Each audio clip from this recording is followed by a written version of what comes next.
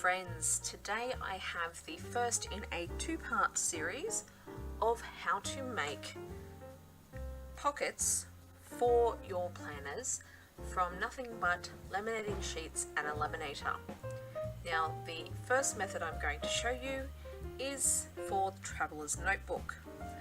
Now I have an A6 Traveler's Notebook, which you might have seen in one of my other videos, and what I'm going to be showing you how to make are these pockets here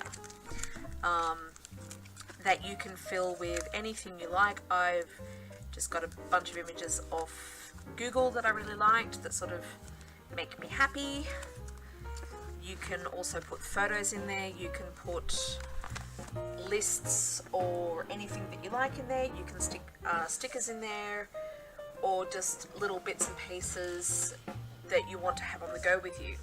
Now I've already made two sizes. This is a pocket size or a field note size, and this is the standard Traveler's Notebook size. Now your first step will be to gather your supplies. Now I have a laminator. It is over in the corner and turned on, heating up. The other thing you're going to need are laminating pouches. Now laminating pouches are pretty darn easy to get. Come in a few different sizes. This is an A4. Now the size that I'm going to be making is an A6 size pocket, one that will fit into my Traveler's Notebook.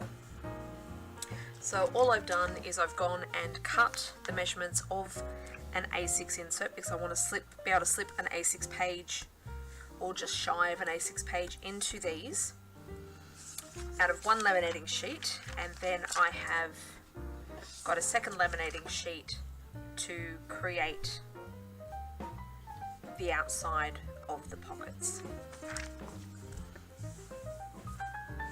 Now with the smaller sizes, say the pocket or the passport or the new micro/nano, which is actually an A7 size, you could do both the pockets and the external part out of one A4 sheet. But for anything sort of A6 and above, you'll need two A4 sheets. Now this will also work in the new B5 and the A5 size, but you will need to go up to an A3 laminator with A3 laminating pouches. So because I've already cut everything out, I'm going to show you how to assemble it. Now I take my full laminating pouch and I'm going to open it up, and I'm just lining it up on this cutting mat because I want to leave about 1 centimetre in between my two pockets. Now with my pockets, I've currently got the glossy side out. These have come straight from being cut. What I'm going to do is take them apart and flip them inside out, so the glossy sides are together and the matte or sticky sides are on the outside.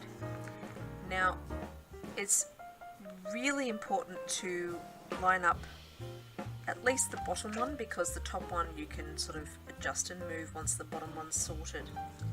So that's one side. And this is the other. About 1 centimetre, a little bit more, depending on how many inserts you want it to go around. I'm going to make mine just a little larger than 1 centimetre, because some of the inserts I use are quite chunky. Now very carefully, you want to start laying your big sheet back over your smaller ones. And I say carefully because the glossy sides are together, they can and will move. There we go. Now the good thing is nothing is set in stone until you run it through the laminator, so if you're not quite happy with the way it's sitting, just fiddle with it till you are. Now I'm going to run this through the laminator 2 to 3 times just to make sure it's good and stuck, and I'll be back in just a moment.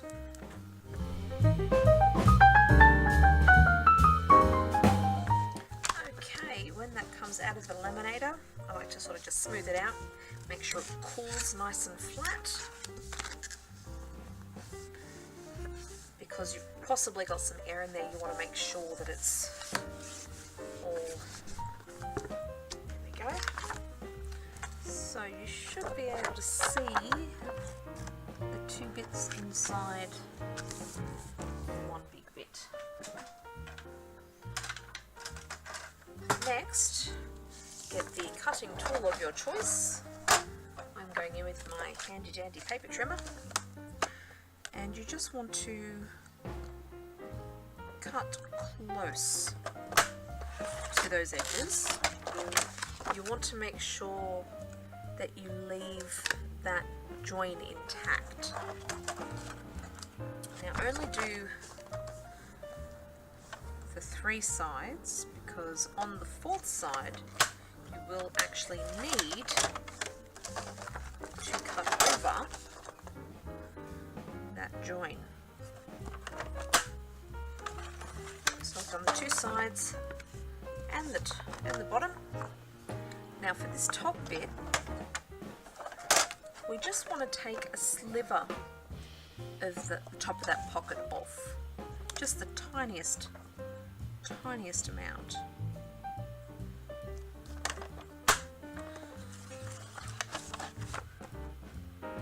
Jolly good.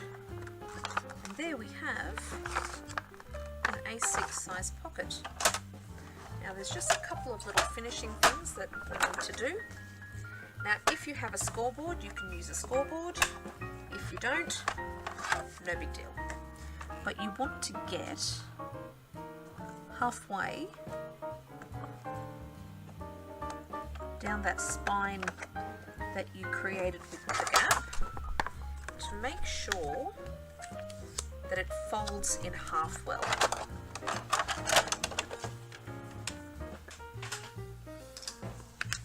And whether you use a paper folder thing or the edge of a pair of scissors, just as long as that is a nice fold, because you want that to fold nice and easily inside your traveller's notebook. Now the last thing you want to do is clean up these corners, because sharp corners can actually wear faster than rounded corners. Plus, in laminate, sharp corners are quite pokey. Now if you have a corner rounder that does laminate, test it out, see if it works. Just trying to make sure that you don't actually pierce the pocket edges. And last thing that you want to do is you want to create some little slits in the spine, just so your elastic will sit nice and in the center to grip onto it well. So just grabbing my A6 Traveller's Notebook, I'm just going to pop this in around one of the books that for some reason doesn't seem to be in here properly, but that would go around that. Move this, slip in there, and we have a perfectly good dashboard. So if you like to change things up seasonally, or if you just like to play around with paper, if you want to store stickers, this is just gift wrap that I think is the wrong size, doesn't matter. Play with it, have fun with it, put some photos in there, and have fun with a bit of DIY. Don't forget to comment, like and subscribe. I hope you've enjoyed yourself. Look out for number 2, which is making the laminate pockets for ring bound and happy planners. I'll see you next time. Bye!